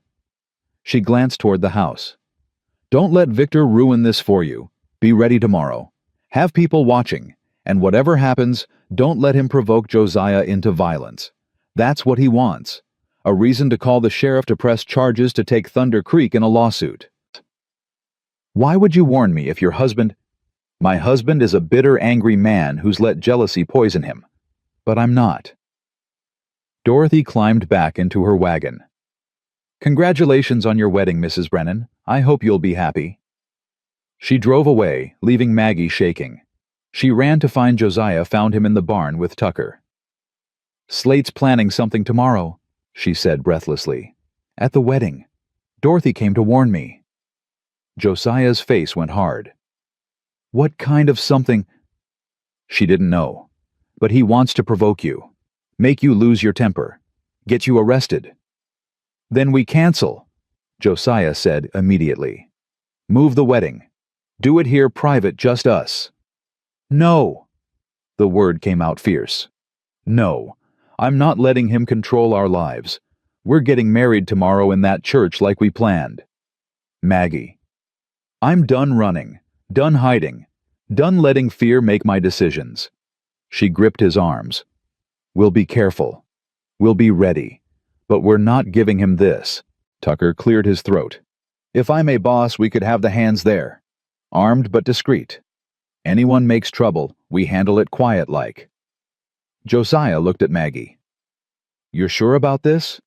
I've never been more sure of anything. Something in his eyes softened. All right, we do it your way. But at the first sign of trouble, we handle it together, Maggie said. That's what marriage means, right? His mouth curved. Yeah, that's what it means. That night, Maggie lay in bed too keyed up to sleep. Tomorrow she'd marry Josiah. Tomorrow she'd become Mrs. McAllister. Tomorrow her life would change forever. Fear and excitement warred in her chest. A soft knock at her door. Mama. Clara's voice. Come in, baby. Clara slipped inside, climbed into bed beside her mother. Can't sleep either. No. Are you scared about tomorrow? Maggie thought about it. A little, but more excited than scared. I think Papa would like Mr. McAllister, Clara said quietly. They're both good men, both the kind who do what's right even when it's hard. Yeah, I think he would too. Do you love him, Mr. McAllister? The question hung in the darkness. I do, Maggie said softly. Not the same way I loved your papa, but just as real, just as deep. Good. Clara snuggled closer. Because he loves you too, I can tell. How? The way he looks at you when you're not watching, like you're the answer to something he forgot he was asking. Maggie's throat tightened. When did you get so wise? When I had to grow up fast. Clara's voice was matter of fact. But that's okay. Growing up means I get to see you happy again. That makes it worth it. Maggie held her daughter close and let the tears come. Saturday dawned clear and bright, the sky so blue it hurt to look at. Esther dressed Maggie in Sarah's wedding dress, now perfectly hemmed. Clara wore a new dress Josiah had bought pale yellow that made her look young again. Ben wore a suit that was a bit too big, but he kept tugging at the collar with pride. You look beautiful, Mama, Clara said. Maggie looked in the mirror. The woman looking back was thin still, but healthy, fed, whole, ready. They rode to town in the wagon, Tucker driving 4 ranch hands riding alongside. Not obvious, but clearly there. The church sat at the edge of Willow Springs' white clapboard with a small bell tower. People gathered outside more than Maggie expected. Some curious, some supportive, some clearly disapproving. And in the back, on horseback, Victor Slate and 6 of his men. Maggie's heart hammered. Tucker helped her down, and she saw Josiah waiting at the church steps. He wore a black suit, his hair combed back, his face clean-shaven. He looked like a stranger, and exactly like himself all at once. When he saw her, his eyes widened. She walked toward him, Clara and Ben behind her, and the crowd parted. Whispers rose like wind through grass. Can't believe he's going through with it. Widow's barely cold in her mourning clothes. Scandalous, that's what it is. Maggie kept her chin high, her eyes on Josiah. He met her halfway, offered his arm. You ready for this? He asked quietly. Are you? Been ready since you said yes. They walked into the church together. Reverend Oakes stood at the altar, his face carefully neutral. The church was packed, ranch hands, townspeople, the curious and the cruel, all mixed together. Maggie and Josiah stood before the Reverend Clara and Ben beside them. Dearly beloved, Reverend Oakes began. The doors slammed open. Victor Slate strode in, his men behind him. I object, he announced. The church erupted in gasps and whispers. Josiah's hand tightened on Maggie's, but his voice stayed calm. On what grounds? On the grounds that this marriage is a fraud. Slate's voice carried across the church. This woman has been living at your ranch for months, unmarried, unchaperoned. You expect us to believe this is some pure romance? Or is it something else? A business arrangement, payment for services rendered. Fury flooded Maggie hot and sharp. But before Josiah could move, before Tucker could reach for his gun, before the whole thing could explode into violence, Maggie stepped forward. You're right, she said clearly. The church went silent. Josiah stared at her. Maggie. No, Let me. She turned to face the congregation, face burning, but voice steady. Mr. Slate is right. This isn't some fairy tale romance. I did come to Thunder Creek desperate and starving. I did beg Josiah to save my children. And yes, I've been living at his ranch. Slate smiled triumphant. But here's what Mr. Slate doesn't understand, Maggie continued. Desperation doesn't make love less real. It makes it more real. I didn't fall in love with Josiah because he's rich or powerful. I fell in love with him because when I had nothing, when the whole town turned its back on me. She looked at the congregation, saw guilty faces look away. When I was dying and my children were dying, he didn't ask what he'd get out of helping. He just helped. She turned back to Josiah, her voice softening. I fell in love with him because he's kind without being soft, strong without being cruel. Because he kneels in the dirt to look at a 6-year-old's rock collection. Because he sits up all night bottle-feeding a rejected calf. Because he loved his wife so deeply that he thought he'd never love again until he learned that hearts are bigger than we think. That there's room for old grief and new joy both. Tears streaked her cheeks now. So yes, this marriage started in desperation. But it's ending in love. Real, honest, imperfect love. And if that offends you... She looked at Slate. Then you've never known what it's like to lose everything and have someone help you find it again. Silence. Then Esther started clapping. One pair of hands loud in the quiet church. Tucker joined her. Then the ranch hands. Then slowly others in the congregation. Slate's face went purple. This is ridiculous. The only thing ridiculous here is you. Josiah's voice cut through the applause. You rode into a church, on a wedding day, to insult a woman who's done nothing but survive. That tell you something about your character, Slate. I'm trying to protect this town from what? From people being happy? From second chances? Josiah stepped forward. You want to ruin this for me, because I outbid you on a land deal 5 years ago. That's what this is really about. Slate's jaw worked. Get out, Josiah said quietly. Get out of this church. Get off my land. And if you ever threaten Maggie or her children again, there won't be enough law in Montana to protect you. You threatening me? I'm making a promise. For a long moment, Slate held Josiah's stare. Then he turned on his heel and stalked out, his men following. The church exhaled. Reverend Oakes cleared his throat. Well, shall we continue? Josiah turned to Maggie, his eyes searching hers. You meant all that, every word. He cupped her face, kissed her in front of God and everyone, and the church erupted in cheers. When they finally broke apart, both breathless, the Reverend said dryly, I generally wait until after the vows for that part. Laughter rippled through the congregation. They spoke their vows, simple traditional words that meant everything. I Josiah take you Maggie. I Maggie take you Josiah. Till death do us part. The Reverend pronounced them husband and wife, and Josiah kissed her again, softer this time, a promise for all the tomorrows ahead. They walked out of the church together into brilliant sunshine, and Maggie thought about how she'd walked through a blizzard to this moment. How close she'd come to giving up. How glad she was that she hadn't. Because here now, with Josiah's hand in hers, and her children beside her, and a whole future stretching out bright and uncertain and beautiful, she understood something she'd forgotten in all those months of starving and surviving. Life could be hard and still be worth living. Love could grow from desperation and still be real. And sometimes the best things came from the worst moments, if you were brave enough to reach for them. The reception happened in the churchyard, tables laden with food the townspeople had brought despite their earlier gossip. Maggie stood beside Josiah, his arm around her waist, and watched people who'd turned her away months ago now smile and offer congratulations. Some of it was genuine. Some wasn't.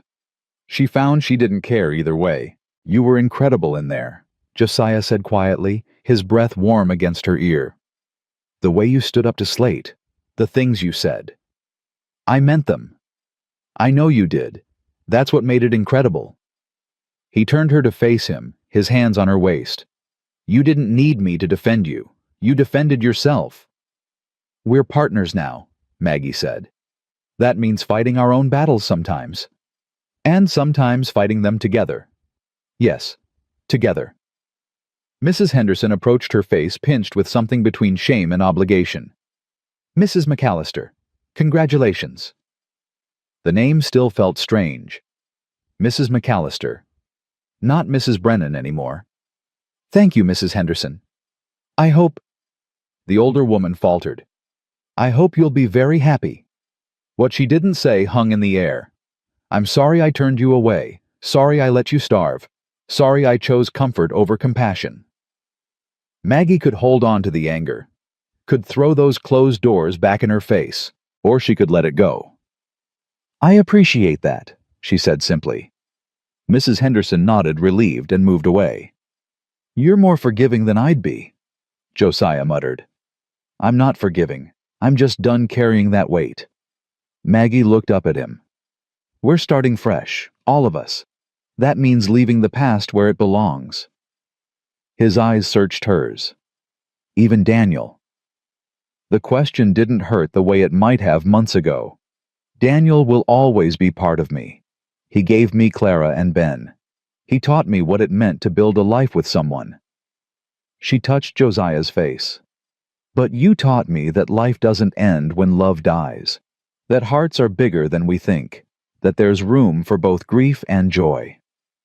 Josiah pulled her closer. I love you, Maggie McAllister. I love you too. They kissed, and around them the reception continued, life flowing forward, the way it always did, carrying them with it. Ben tugged on Josiah's coat. Papa, can I have more cake? Josiah grinned a real full smile that transformed his whole face. Yeah, son, you can have more cake. Maggie's heart swelled watching them, this man, who'd been so closed off, now kneeling to cut a slice for her boy. Their boy. Clara appeared at her side. You happy, Mama? Yeah, baby. I'm happy. Good. Clara squeezed her hand. You deserve it. The afternoon stretched long and golden, full of laughter and music, and people dancing in the churchyard. Maggie danced with Josiah, his hand warm in hers, moving to a fiddle's tune, while the sun dipped toward the mountains. Thank you, she said. For what? For seeing me when I was invisible. For helping when no one else would. For giving us a home. You gave me something too, Josiah said quietly. What? A reason to stop just surviving and start living again. They danced until the shadows grew long, until the guests started drifting home, until only the ranch hands and Esther remained helping clean up. Tucker approached, grinning. Boss, Mrs. McAllister, we got the wagon ready whenever you want to head home. Home.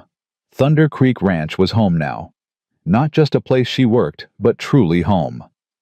They loaded the children into the wagon, both drowsy from excitement and cake. Esther climbed in beside them, and Josiah helped Maggie up before taking the reins. As they pulled away from the church, Maggie looked back once. There, at the edge of the yard, stood Reverend Oakes. He raised his hand in farewell, his expression thoughtful. She waved back, then turned to face forward, toward home, toward the future. The ride back was quiet, peaceful. Ben fell asleep against Esther's shoulder. Clara leaned against Maggie, her eyes drifting closed. The ranch hands rode ahead and behind, protective even now. Josiah's free hand found Maggie's, their fingers intertwining. You tired? He asked. Not really. Too much to think about. Like what? Like how different today is from 6 months ago. How much has changed? Regret any of it? She thought about walking through the blizzard, nearly frozen, desperate enough to offer up her children. Thought about the terror of watching Ben in the creek, the shame of begging for help, the fear of hoping again. No, she said. I don't regret any of it, because it brought me here, to you, to this. Josiah lifted her hand, kissed her knuckles. We're going to make this work, Maggie. Build something good, something that lasts. I know we will. Thunder Creek Ranch appeared on the horizon, lights glowing warm in the growing dusk. Smoke curled from the chimneys. Horses moved in the corrals. Everything looked the same as it had this morning. Everything was completely different.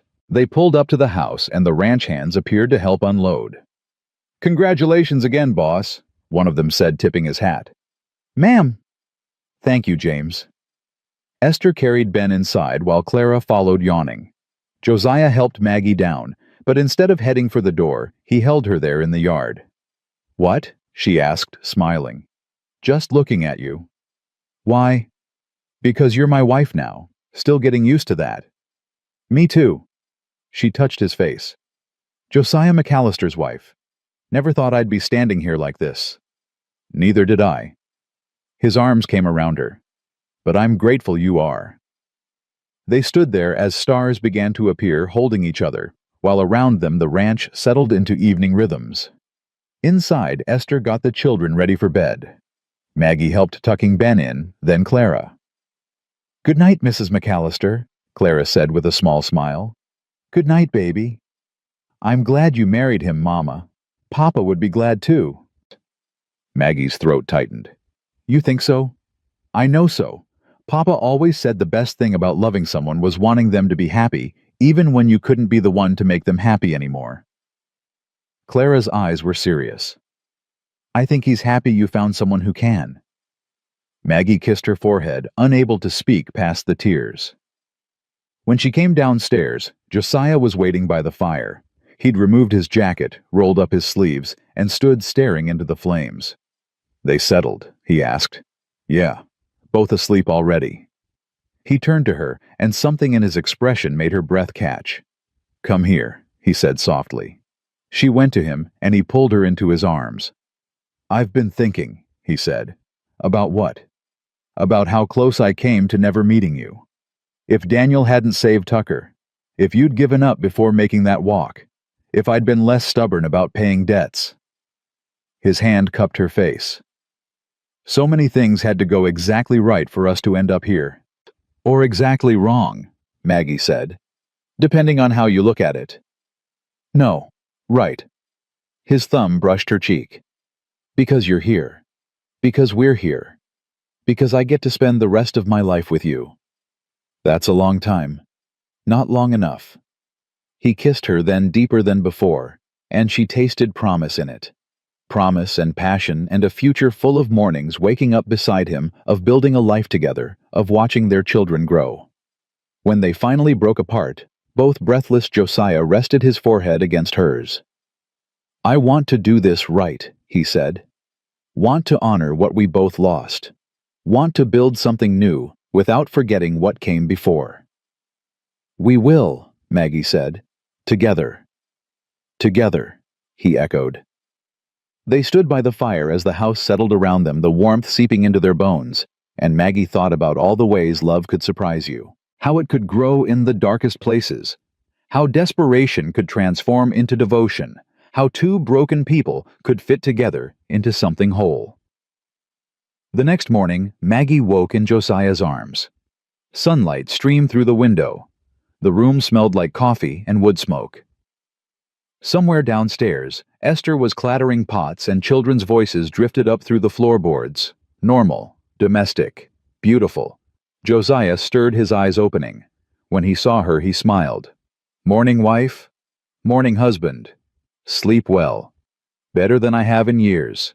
He pulled her closer. "Get used to it." They lay there a while longer, neither wanting to move until Ben's voice floated up the stairs. "Papa, Mama, come see, the calf is standing." Josiah laughed. "Duty calls." They dressed and went downstairs to find Ben and Clara in the kitchen, already eating breakfast. "The calf stood up all by himself," Ben announced proudly. "Tucker said it's because we took good care of him." "That's wonderful," Maggie said, kissing the top of his head.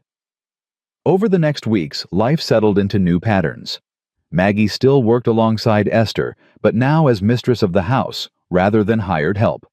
She learned the ranch accounts from Josiah sitting beside him in his office while he showed her the ledgers. "You should know all this," he said, "in case something happens to me." "Nothing's going to happen to you." "You can't know that. Range work is dangerous. I want you to be able to run this place if you need to." So she learned. The investments, the livestock numbers, the contracts with buyers in Chicago. Her head for figures surprised him. "You're good at this," he said. "I kept books for Daniel. It's not so different, just bigger numbers." Clara took to ranch life like she was born to it, helping with the accounts, learning to ride, asking questions about breeding stock and water rights. Ben spent his days with Tucker learning to rope and brand and read the weather. They grew stronger, healthier, their laughter filling the house. And Maggie bloomed. She'd been so focused on survival for so long, she'd forgotten what it meant to simply live. To wake without dread, to eat without rationing, to plan for the future instead of just enduring the present. One evening, a month after the wedding, she stood in the garden watching the sunset paint the mountains gold and red. Josiah came up behind her, wrapped his arms around her waist. "What are you thinking about?" he asked. "About how scared I was. Walking through that blizzard to ask for your help. How certain I was that I'd be turned away. And if I had turned you away." She leaned back against him. "I don't know. I try not to think about it." "I almost did," he said quietly. She turned in his arms. "What?" "When Tucker first brought you to me, I almost said no. Almost told him to give you food and send you on your way." His jaw tightened. "I didn't want the complication. Didn't want to let anyone close enough to hurt me again." "What changed your mind?" "Your eyes. The way you looked at me when you asked me to take your children. Like you were offering me your heart on a blade." He touched her face.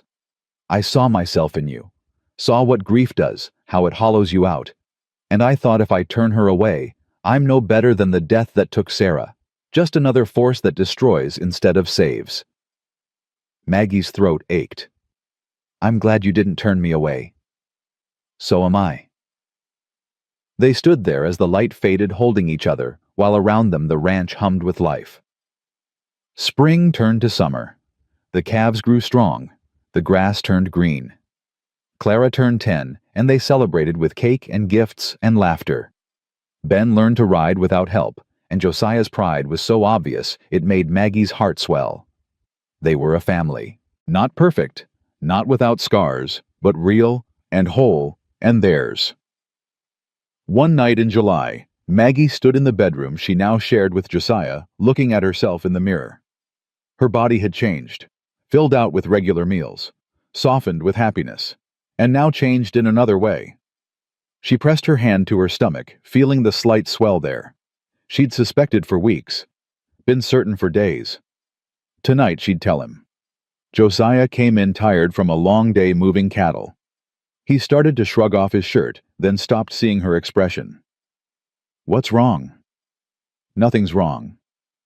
"Then why do you look scared?" She took a breath. "Because I don't know how you'll feel about this." He crossed to her, concern written on his face.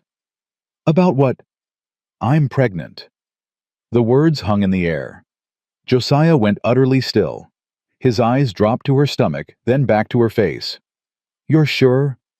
"Yes." For a long moment, he didn't react, didn't speak. Fear spiked through her. "Say something."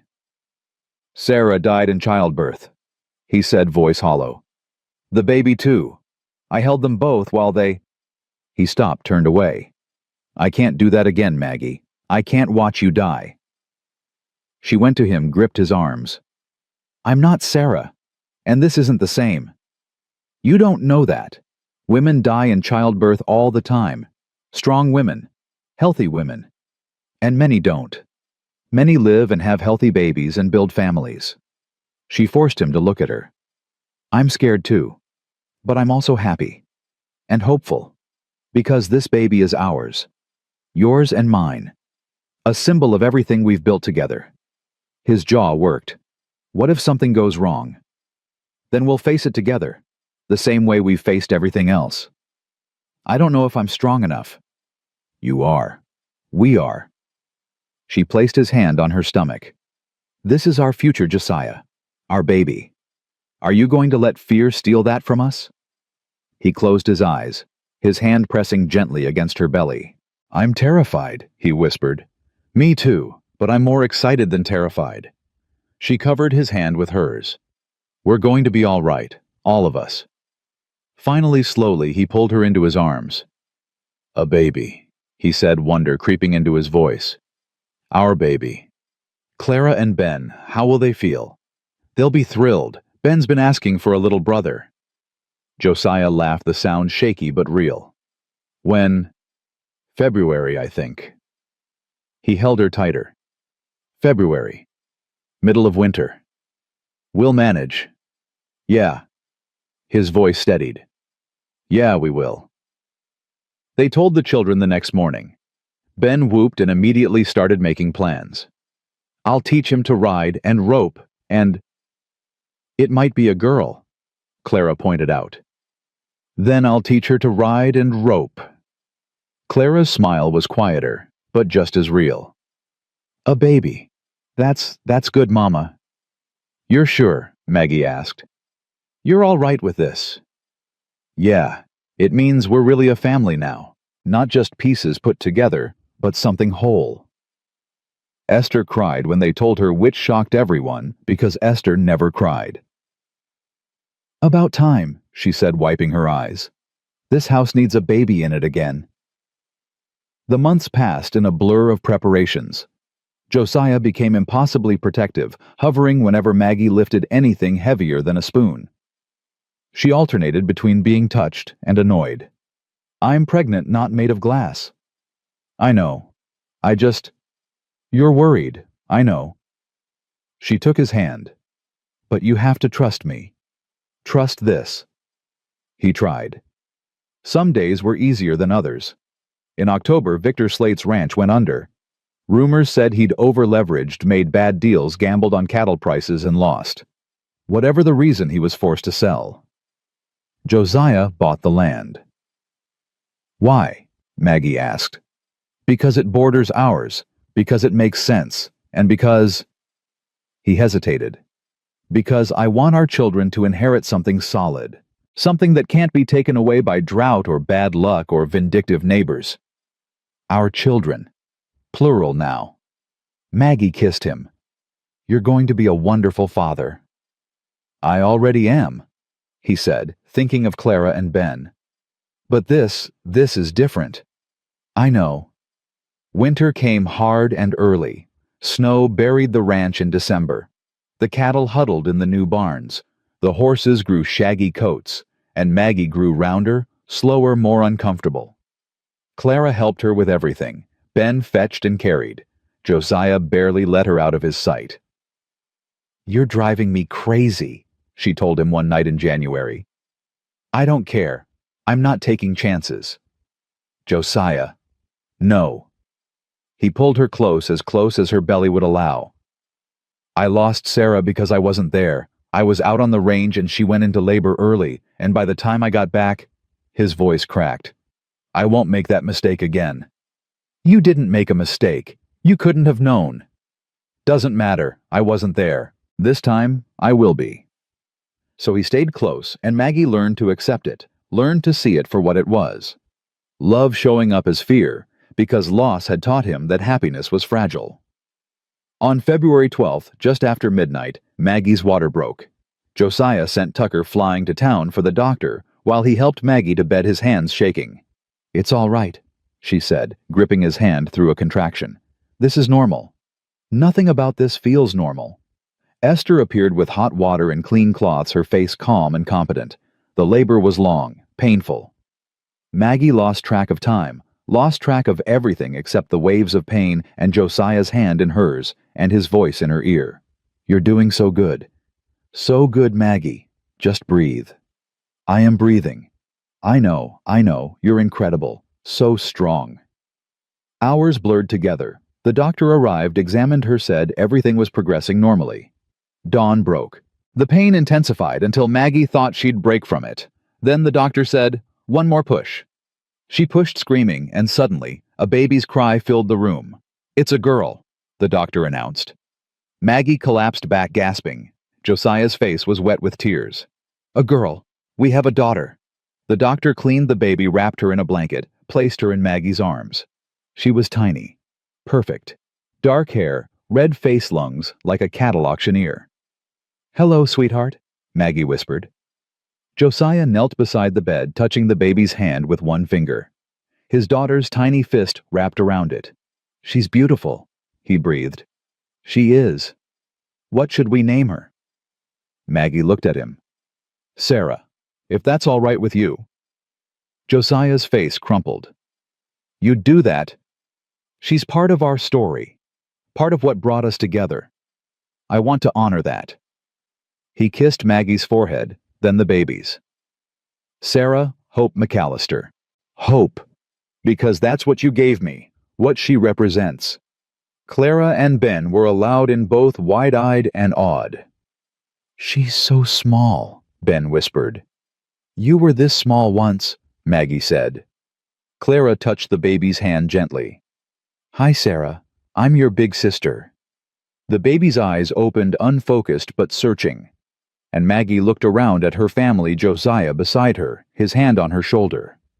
Clara and Ben crowded close, Esther beaming in the doorway, this new life cradled in her arms, and felt a completeness she'd never imagined possible. She'd walked through a blizzard to beg for help, had been ready to give up everything to save her children, had lost one love and found another, had learned that endings could become beginnings if you were brave enough to keep walking. "Thank you," she said to Josiah. "For what?" "For seeing me when I was invisible, for taking us in when we had nothing, for loving me even when I was too scared to love you back." He kissed her softly.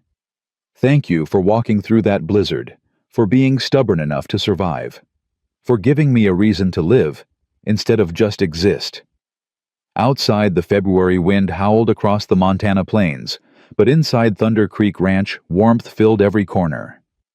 A family built from broken pieces, a love born from desperation and transformed into devotion, a future stretching out bright and uncertain and beautiful. Maggie Brennan had walked into a blizzard, ready to sacrifice everything. Maggie McAllister held her daughter and understood that sometimes the bravest thing you can do is not give up, but reach for hope, even when hope seems impossible. And sometimes, when you're brave enough to ask for help, when you're desperate enough to risk everything, when you're strong enough to keep walking, even when the cold bites and the path is dark. Sometimes you find exactly what you didn't know you were searching for. Not just survival, but life. Not just existence, but love. Not just an ending, but a beginning that makes every painful step worth taking.